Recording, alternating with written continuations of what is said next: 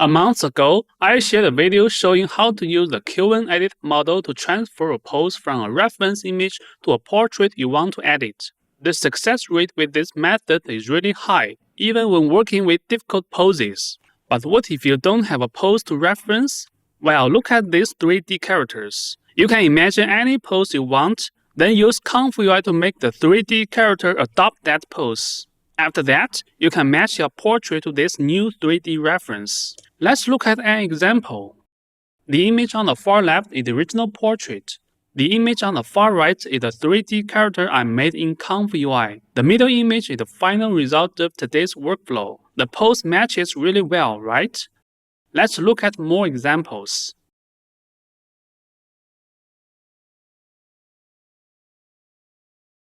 Now, let me walk you through how you can get your subject to do any pose in UI. The cloud platform I'm using to host UI is called Running Hub. If you are curious and want to learn more, check out the link in the video description. This entire process can be broken down into 4 steps. The first step is to use Pose Studio to manipulate the 3D character and get into the pose you want. Second, we use the Qwen edit model. This step copies the pose from the 3D character onto your portrait. At this point, the pose is correct, but the face doesn't match. So the next step is to repaint the face to make it more consistent with the original portrait. Finally, we use the Flux.2 Klein model to upscale the image.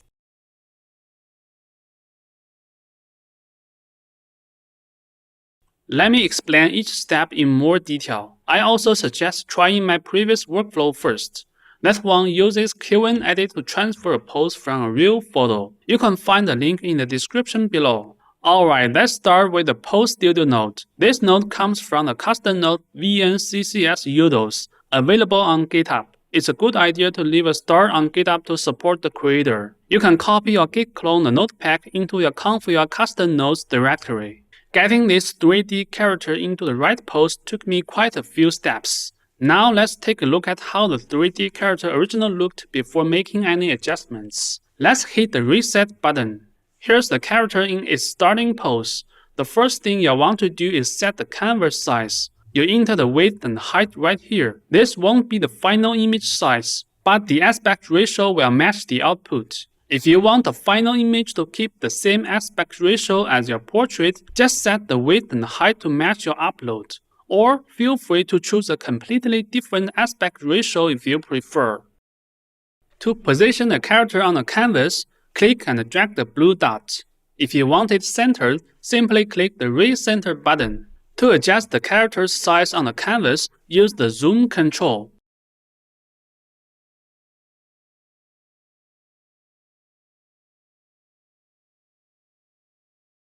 You might also need to turn the model around.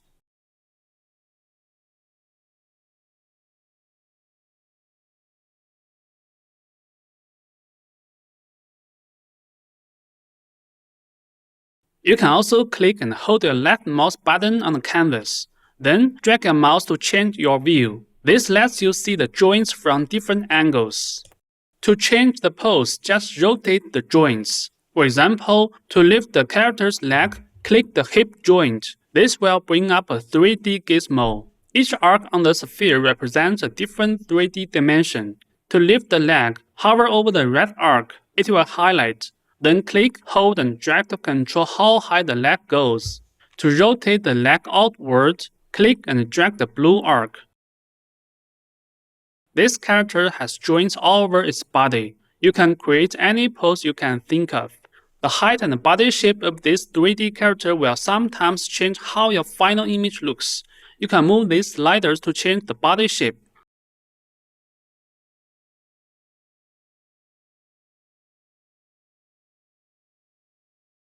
There are a few other settings I will not cover today. You can read the guide on their GitHub page to learn more. That link is in the video description too. Now we have 3 images in this group: the uploaded portrait,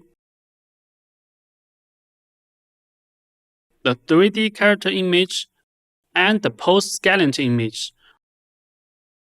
These 3 images are fed into the Qwen edit model for post transfer.